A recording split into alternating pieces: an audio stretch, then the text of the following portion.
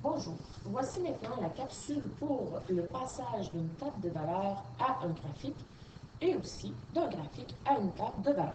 Nous sommes à la page 14 de votre cahier de point de mire et à la page 4 dans votre document note de cours. Donc, dans une table de valeur, nous retrouvons dans la première ligne ou la première colonne les coordonnées de l'abscisse.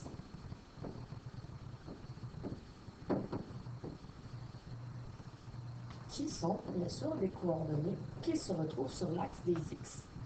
Tandis que dans la seconde colonne ou seconde ligne, nous retrouvons la coordonnée de l'ordonnée. L'ordonnée se trouve bien sûr sur l'axe Y.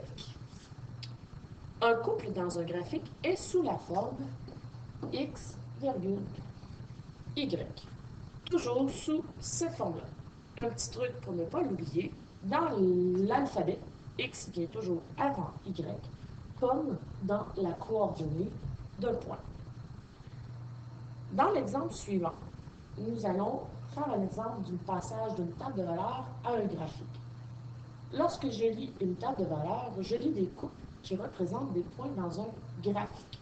Donc ici, première ligne, on retrouve les coordonnées de l'abscisse. Dans la deuxième ligne, nous retrouvons les coordonnées de l'ordonnée. Très important de toujours venir définir ce que représente chacune de nos variables. Donc en X, je retrouverai le nombre de triangles et en Y, le nombre de cure-dents.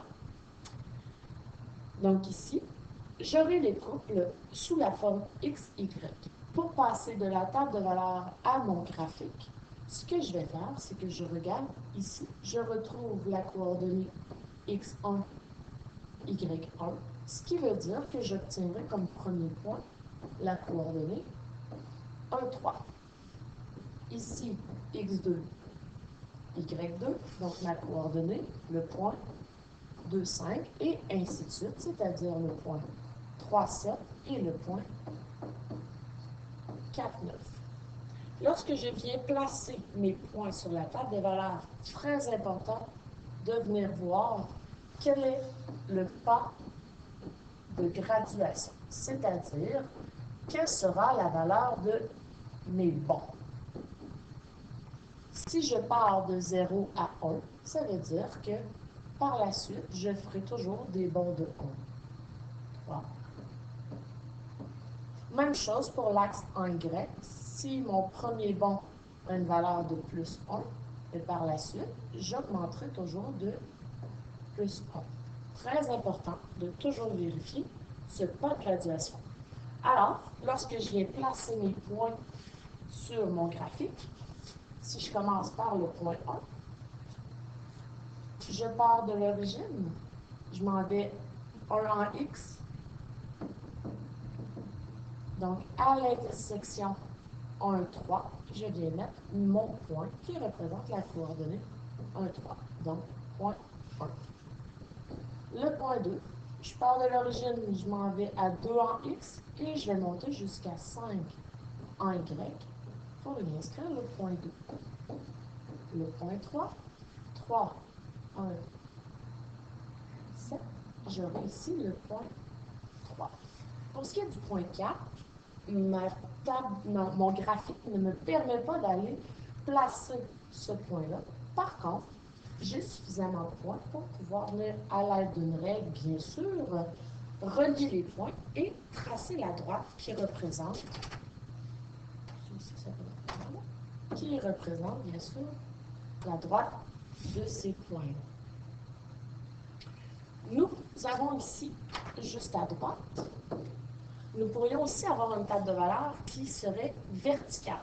Donc, la première colonne, je retrouve les données de l'abscisse. Et la deuxième colonne, je retrouve les données de l'ordonnée. Si je regarde comme il faut, ça me donnera exactement les mêmes points, les mêmes coordonnées que si ma table, elle était horizontale. Maintenant, on dit, dans un graphique, on a les coordonnées de points en commençant par l'abscisse Je vous rappelle, l'abscisse sont les coordonnées en X. Et ensuite, on a l'ordonnée, c'est-à-dire les coordonnées de Y. Et tout ça entre parenthèses. Donc, nos couples auront la forme X, Y. Dans l'exemple suivant, nous allons passer d'un graphique à une table de valeurs. Lorsque je veux faire ceci, comme tout à l'heure, très important de toujours regarder le pas de graduation. Donc, quand je me tasse d'une graduation, je me tasse de combien? Si je regarde dans mon graphique ici, mon pas de graduation sera de plus 1. Donc, si je regarde les points ici dans mon graphique, point 1, point 2 et point 3, lorsque je viens dans le graphique, j'ai comme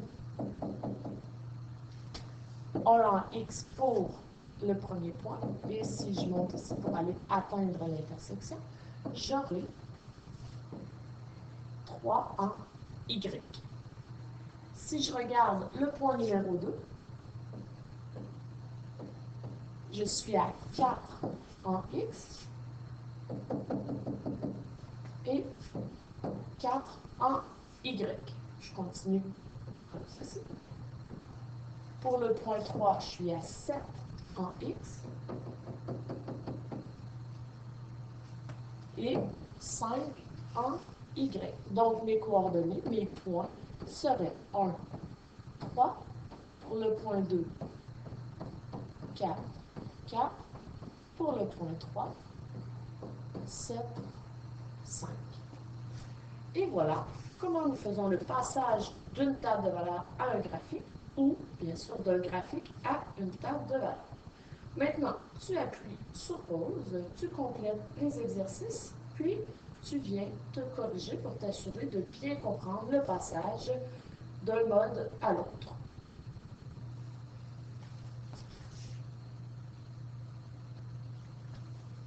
Donc, dans les exercices suivants, le numéro 1, on te demande de tracer le graphique à partir de la table de valeurs suivante. Donc, mon premier point, j'aurai comme coordonnées 1 et 1,5, je vous rappelle, positionner X, Y. Donc, si je regarde le pas de graduation, donc quand je passe d'une graduation à l'autre, je fais plus 1. Je constate dans ma table de valeurs que mes valeurs en Y auront des demi-points, c'est-à-dire pour X égal à 1, je dois aller à 1,5. Donc, si je regarde ma graduation des pas de 1, ça veut dire que 1,5 se trouvera entre 2 et 1. Ce qui veut dire ici que mon premier point se situera ici. Le point numéro 2, on est à 2, 3. Donc, si je viens à 2 en X, je vais monter à 3 en Y. Donc, ici, j'avais le point 1. Ici, j'aurai le point 2. Le point 3, j'ai 3 et 4,5. Donc, 3, 4,5 ici pour le point 3. Et le point 4, je suis à 4, juste ici. Comme je peux constater, à l'aide d'une règle, bien sûr, je pourrais tracer ma droite qui relierait chacun de ces points-là.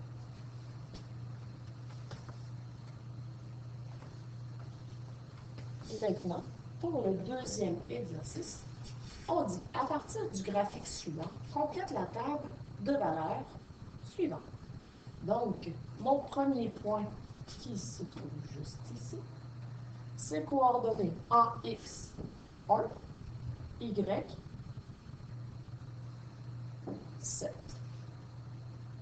Pour X égale 2, j'aurai Y égale 6, et ainsi de suite. Pour X égale 3, j'aurai Y égale 5, X égale 4, Y égale 4, X égale 5, Y égale 3, et pour X égale 6, Y sera égal à 2.